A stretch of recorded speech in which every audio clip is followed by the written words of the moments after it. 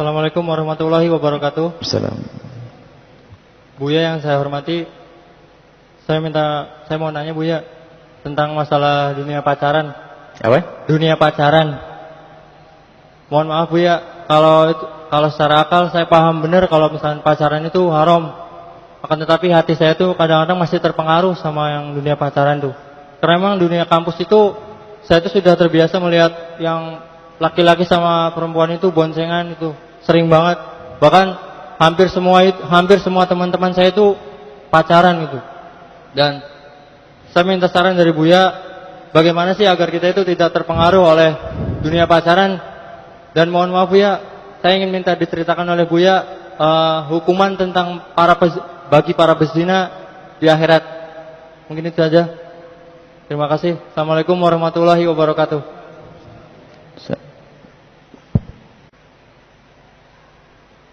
Bismillahirrahmanirrahim. Pertanyaan yang baik sekali, yang bagus sekali, dan itu adalah pengakuan yang sesungguhnya, bukan pengakuan dari penanya. Adalah semua manusia punya perasaan seperti itu. Kita bukan batu, tapi Allah ciptakan kita adalah punya hati. Dan Allah pun juga ciptakan manusia berpasang-pasangan. Dan fitrah adalah cenderung kepada pasangan. Akan tapi lihat, ada yang namanya syahwat. Allah memberi kepada manusia syahwat. Akan tapi bersama Allah beri syahwat, Allah pun juga beri saluran-saluran untuk menyalurkan syahwat yang sangat bersih dan mulia, membuahkan kemuliaan. Allah tidak memberikan syahwat lalu tidak diberi jalan keluarnya. Sehingga syahwat itu sendiri kalau dipenuhi dengan cara yang benar akan menjadi sebuah kenikmatan yang dahsyat, mengundang pahala besar dari Allah Subhanahu wa taala. Dan syahwat ada dibarengi dengan yang namanya cinta. Rasa kecenderungan terlebih dahulu sebelum datangnya cinta yang sesungguhnya. Dan kecenderungan itu wajar, laki perempuan wajar, dan bukan aib kecenderungan. Akan tapi ketahuilah bahwa harus ada kontrol akal sekaligus dengan syariat. Jadi kalau orang mencintai bukan dicela karena mencintainya, akan tapi bagaimana dia menindaklanjuti rasa cinta itu dalam perilakunya, itu yang perlu dipertanyakan. Memang kaidahnya hendaknya cinta itu dibangun di atas pernikahan. Dibangun di atas pernikahan. Itu semestinya seperti itu. Sehingga orang di saat memilih pasangan itu benar-benar memilih yang benar. Cuman ada kalanya karena kita sering mendengar si fulan itu baik. Sehingga terlintas di benak kita, kalau seandainya aku menjadi istrinya dia, atau seandainya saya menjadi suaminya dia, saya akan bisa menjadi baik dan sebagainya. Itu sebetulnya bukan khayalan jelek, karena menganggap dia adalah wanita baik. Misal saya seorang laki-laki melihat wanita tersebut baik, saya sering bayangkan seandainya khayalan baik. Tapi tanpa dirasa, dengan khayalan kebaikan itu sendiri menanamkan benih cinta di dalam hati seorang tersebut. Sehingga tiba-tiba kalau dengar menyebut namanya itu bergetar mungkin ya, atau ini karena bahasanya bujangga gitu makanya. Jadi kalau mendengar namanya saya sudah tiba-tiba merinding, panas dingin. Lihat bapaknya lewat pun sudah berubah. Lihat rumahnya sendiri sudah nggak kedip. Macam. Tapi apa? Berangkat dari itu. Dan hal yang semacam itu bukan aib. Karena seperti datang dan perginya cinta, Allah yang beri. Cuman bagaimana kita menyikapi itu semuanya. Ada namanya syariat. Halal haram. Cinta buta tidak masuk pembahasan ini. Kalau dia adalah seorang laki-laki mencintai seorang perempuan, nggak ada kriterianya, itu pasti gila. Dia pantaskah dia menjadi ibu baik untukmu, solehah dia? Nggak tahu. Dengan ibunya baik? Nggak tahu. Dengan dia baik? Nggak tahu. Berarti kamu nikah dengan jin itu. Nggak tahu semuanya. Harus tahu dia baik. Ini berarti masuk ke hatimu karena kebaikan itu. Itu masih bisa. Itu benar. Kenapa kok kamu cenderung ke dia? Subhanallah. Saya menemukan dia rajin sholat, dia begini baik. Kalau begini bentuknya, itu bukan syahwat. Itu adalah fitrah kemuliaan. Seseorang ingin mendapatkan kecintaan yang baik. Itu bisa dikembangkan dalam kehidupannya. Maka dipandu oleh syariat. Dan akalmu sudah waktunyakah engkau menikah? Sudahkah ada persiapan? Bukan syahwat lagi. Kalau syahwat itu subhanallah, anak baru gede sudah ada urusan syahwat. Tapi dengan akal dan syariat itu bisa mengekang syahwat. Itu haram, tidak boleh untukku. Sehingga aku tidak boleh melanjutkan khayalan ini. Lalu bagaimana? Baru melangkah yang benar. Tidak akan masuk dunia pacaran karena dia ngerti. Sebab dunia pacaran itu orang main api. Tidak dibenarkan sama sekali, alasannya apapun. Kalau Anda misalnya ada kecenderungan jatuh cinta kepada seseorang, maka tindak lanjuti dengan syariat. Bukan dengan SMS, "Neng, aku padamu, Neng. Mohon maaf semalam saya nggak ada tidur." Istrinya kenal majelis mulia, "Ngapain nggak bisa tidur? Minum mau tidur," gitu. Oh, nasib kamu tidak paham. Nah, ini. Jadi tinggal menindaklanjuti. Jadi kecenderungan itu wajar. Cenderung ini, cenderung itu. Kemudian nanti kita akan beri dalam kita meraih sebuah, ini cerita panjang, ini ceramah khusus kan. Mungkin ada untuk mengkantor Valentine kita harus bahas masalah-masalah begini ini supaya orang tidak ini dari masalah cinta. Wah, ada manusia itu kalau jatuh cinta karena fisiknya itu ada seperti binatang, hanya pengen urusan dunia seks saja.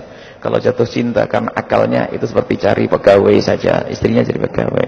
Nah, tapi kita akan menikah dengan orang yang di situ ada rohnya yang sambung kepada Allah. Ini ada pembahasan panjang. Kemudian sebab rasa cinta itu adalah memang rasa di dalam hati. Tidak bisa diterjemahkan, lidah pun hanya bisa berucap, tapi diterjemahkan dengan perilaku. Nah, makanya yang kita cintai harus ada objek. Yang kita cintai ini harus benar. Nah, kalau tidak benar perlu dikontrol akalnya. Pasti hawa nafsu. Ada seorang perempuan ditanya, "Neng, pantaskah?" Setelah kita ceritai panjang lebar, karena dia sudah terlanjur gandum sama seorang laki-laki, sampai bapak ibunya kepusingan. Kepusingan. Kok bisa mau anak saya, Buya? Kok bisa mau? Saya ajak bicara tentang laki-laki yang baik, sadar dengan akalnya. Laki-laki yang baik, yang begini. Enak kalau kamu punya suami seperti ini. Dia manduk-manduk. Akhirnya, saya jujur, Buya mau tanya. Orang yang kau cintai itu, kira-kira pantas tidak menjadi suami yang baik? Layak tidak untuk menjadi suami yang baik untukmu? Dia pejam mata sesaat, habis berkata, geleng. Tidak, tahu kan? Sadar. Cuman karena syahwat, karena gara-gara pacaran tuh sering dirayu, karena biasa janji-janji dan seterusnya. Dia bisa geleng kepala. Di saat dia geleng kepala, ibunya senangnya luar biasa karena anaknya sudah sadar kalau laki-laki itu tidak pantas. Setelah geleng kepala masih ngomong, "Buya, tapi kan Allah Maha Kuasa bisa merubah setiap orang kan?" Nasib, ini sudah ngomong saya setengah jam, ujung-ujungnya ngomong begitu. Itulah orang sudah pacaran itu sudah buta matanya. Tapi kalau orang cerdas tidak. Saya itu punya tujuan. Saya akan menjadikan dia istriku, bukan untuk main-main. Dia adalah ibu daripada anak-anakku. Saya lihat hakikatnya kayak apa. Dia baik, soleh dan sebagainya. Saya punya kecenderungan, saya suruh jalur.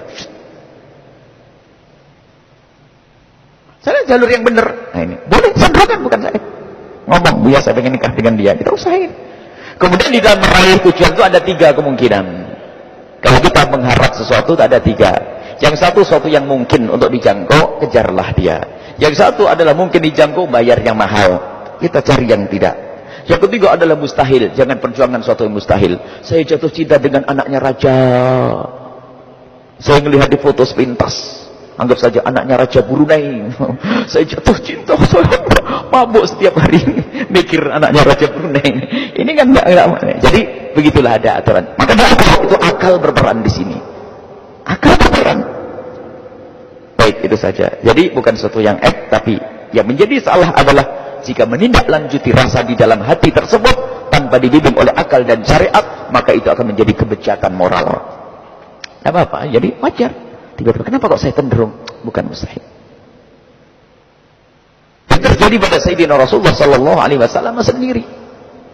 Sayyidina Rasulullah adalah biasa melihat Sayyidah Zainab yang dinikahkan dengan Sayyidina Zaid bin Harithah. Biasa melihat karena dia adalah kerabatnya. Tidak ada perasaan sama sekali dan senyum. Akan tapi suatu ketika setelah Sayyidina Zaid dicerai, Allah titipkan di Rasulullah SAW kecenderungan. Tiba-tiba Nabi Muhammad melihat Sayyidah Zainab beda, tidak seperti sebelumnya, karena Allah titipkan di hatinya. Tapi tidak melakukan melakukan kemesuman langsung ternyata sudah dinikahkan oleh Allah Subhanahu wa taala. Maksudnya sudah diizinkan oleh Allah untuk menikahinya. Jadi wajar kecenderungan melihat. Siapa saja manusia normal. Kalau sudah ada kecenderungan enggak normal. Tapi ingat, kita punya akal. Makanya perlu namanya pendidikan. Pendidikan. Baik, itu saja insyaallah.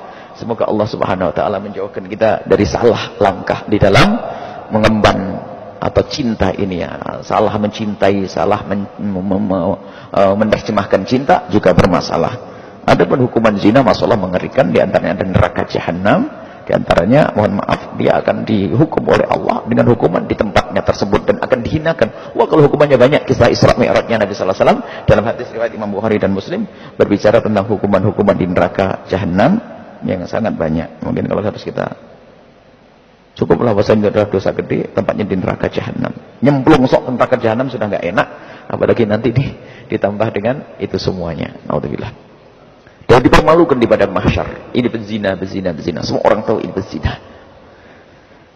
Maka dari itu, sebelum datang ajal kita, siapapun yang pernah berzina, tobatlah kepada Allah biar tidak tampak lagi dosa itu. Ingat, siapapun yang pernah terjerumus dalam zina, segera kembali kepada Allah. Tobat, kata ibu minadzambi kemana dzambalah. Kalau sudah orang bertobat, Allah hapus dosa itu. Di padang mahsyar tidak akan kelihatan dosa. Yang dosa tidak kelihatan dosa. Tapi kalau orang masih belum bertobat, apalagi menikmati dengan dosa tersebut, mati dalam keadaan dia belum tobat, akan terlihat dosa-dosa itu nanti di saat di padang mahsyar, di saat di jahanam. Baik, ini saja.